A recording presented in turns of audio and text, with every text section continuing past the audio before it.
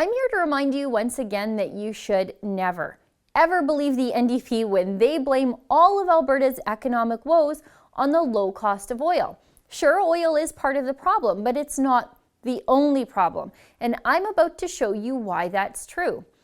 Last night, a tweet by Texas Governor Greg Abbott rolled past my Twitter feed. Admittedly, I like Greg Abbott. He appeals to my small government, pro-business, gun-loving sensibilities.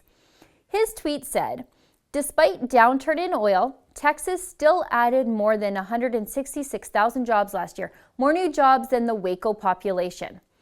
Wow, right? But just to be sure, I did fact check the governor. And yes, it is true. Between December 2014 and December 2015, the great state of Texas added 166,000 jobs to their employment rolls and had a 4.7% unemployment rate, hovering around the lowest of all the states in the union for the entire year.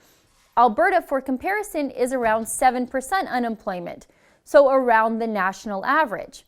Alberta shed 100,000 gross jobs for a net job loss of 15,000. For scale, Alberta is 7 times smaller than the population of Texas.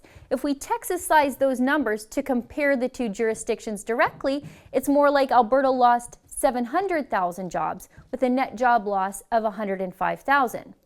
Now, how did this happen? How did Texas create more jobs than Alberta shed last year, when we are both jurisdictions subject to the ebbs and flows of the energy markets? How is Texas outperforming us by so much and by so well? Well, I checked, and Texas has no personal income tax at all. As a Texan, you pay federal income tax and the state and local sales tax, which is about 6.5%. Now, we have no sales tax in Alberta, but we do pay personal income tax of anywhere from 10 to 15%. Texas leaves its citizens with more of their own money to spend into the economy. And Texas has no corporate income tax at all. In Alberta, the NDP just hiked our corporate income tax 20% from 10 to 12%. It's no wonder companies like Encana are evacuating their capital to greener pastures like Texas.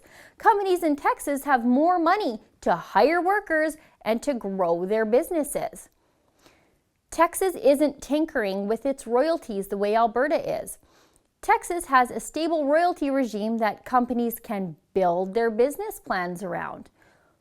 On federally owned land in Texas, the royalty rates are 12.5%, and that hasn't changed since 1920. Texas offers the stability Alberta can't or won't. And then there's that carbon tax. Texas doesn't have one. Alberta does.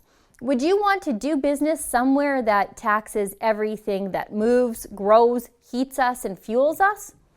And Texas is a proud exporter of their oil. They're excited to be able to export tankers full of Texas oil from Gulf ports.